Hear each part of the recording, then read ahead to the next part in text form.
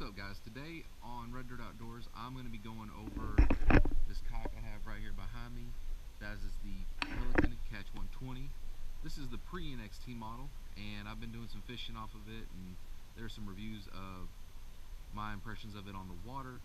But I wanted to walk through and show you the difference of this kayak bow to stern, and I even wanted to tell you how it's different than the NXT. So we're going to get started, and we're going to start up here at the bow. So nice, good, hard handle there. So this can still break. It's not molded into the boat like some kayaks, but a much better option than any type of cloth or string. This is a 12-foot kayak, and it's got a pretty nice size tank well, nice big hatch. Sorry, this is not a tank well, this is inside the hull, but nice big hatch for you to put stuff into. And if you wanted to put lights right along the side here, that would be really easy for you to do. And you can see the Velcro right here, and this battery box to put a fish finder. That does not come standard on this boat by any means. It is a DIY that the previous owner of this kayak did. This actually belongs to my friend Tony, so when he bought it, it came with the fish finder on it because he bought it used. This is where the wires were for the screen of that fish finder. This is the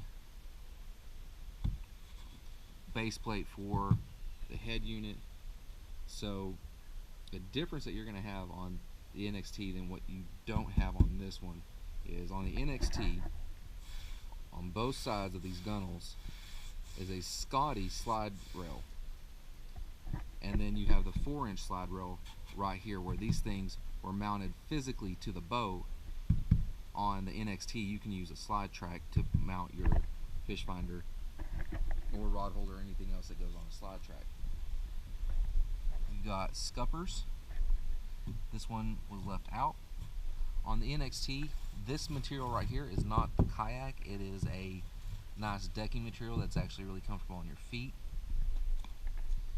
And right here is a paddle park, and it's elevated, so it's a little bit more sturdy than the ones that I have on my Argo.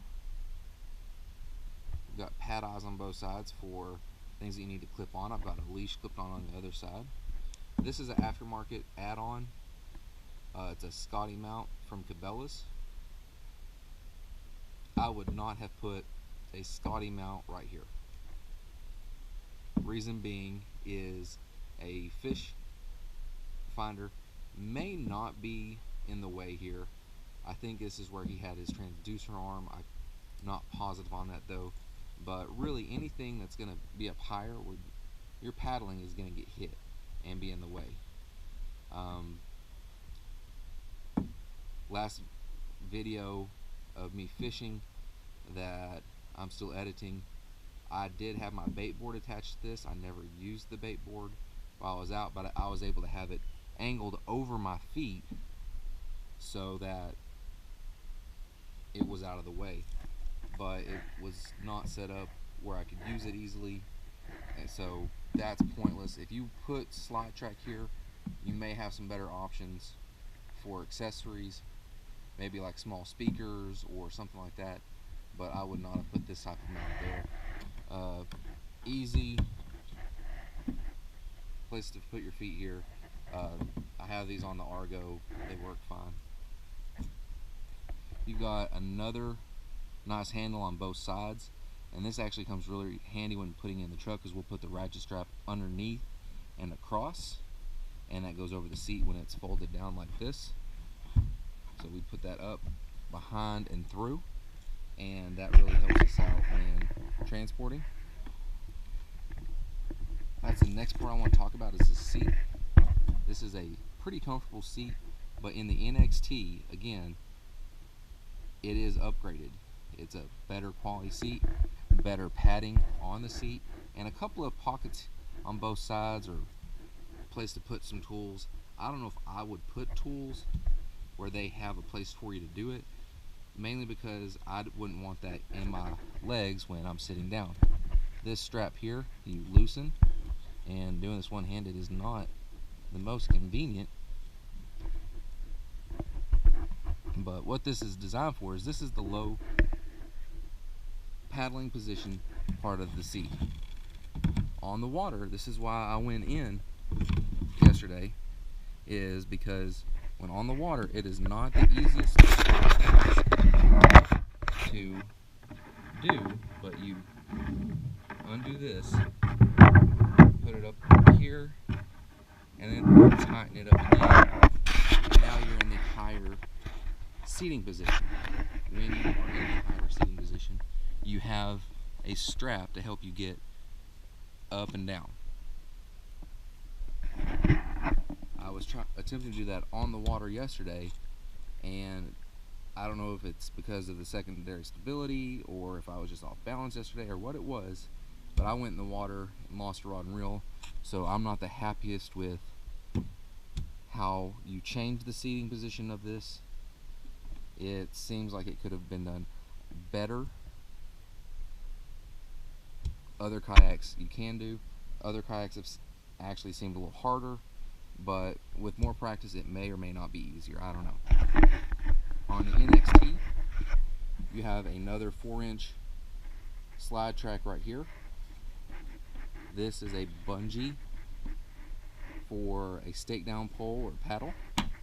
I'm sure you could also do that with a rod if you were wanting to lay it horizontal, and it matches the other side.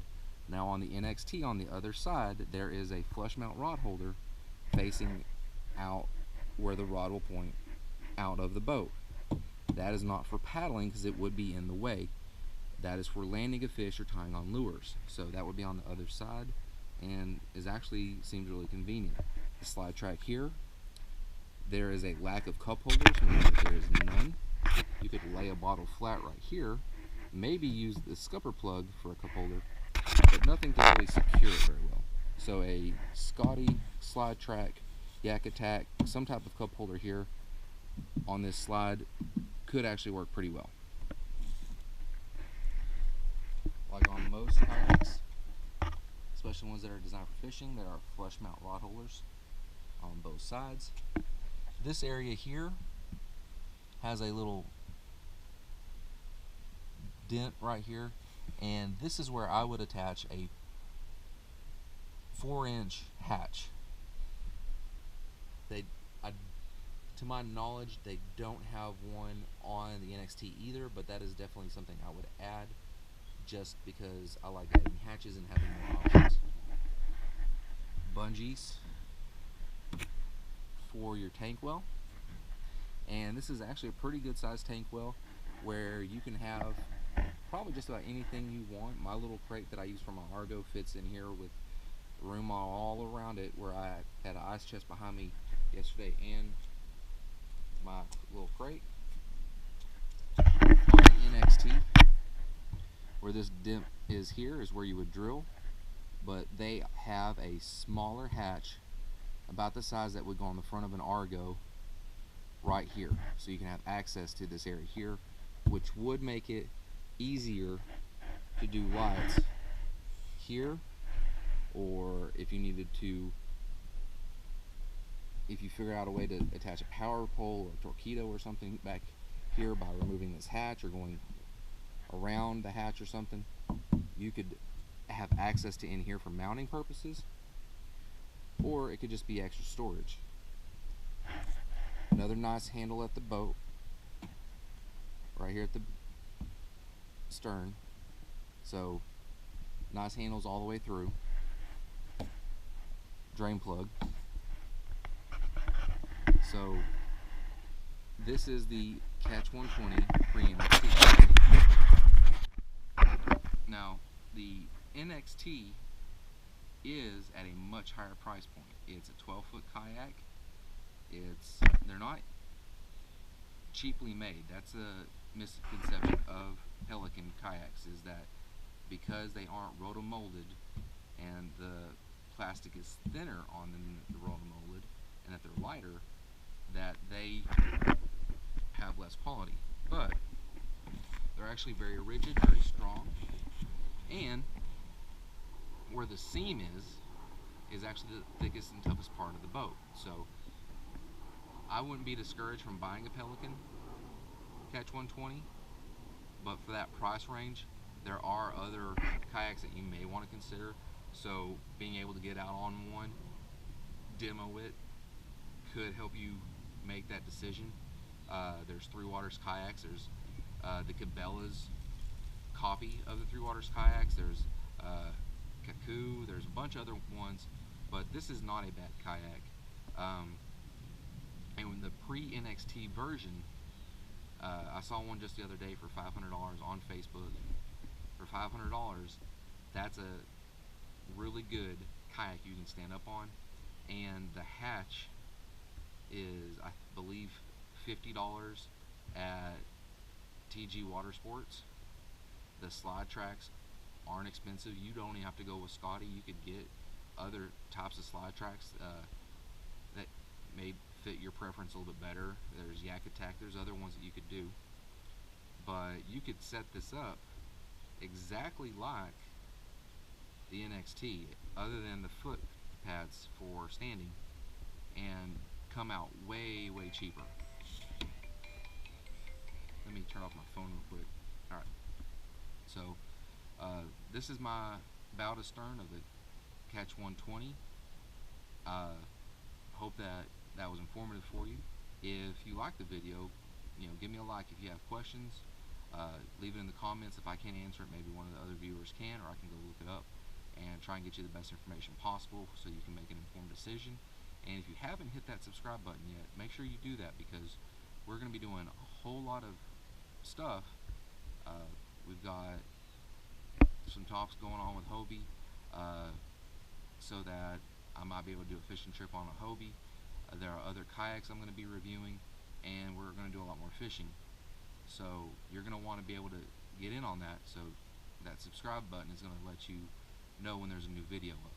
Thanks again for watching, and we will catch you on the water.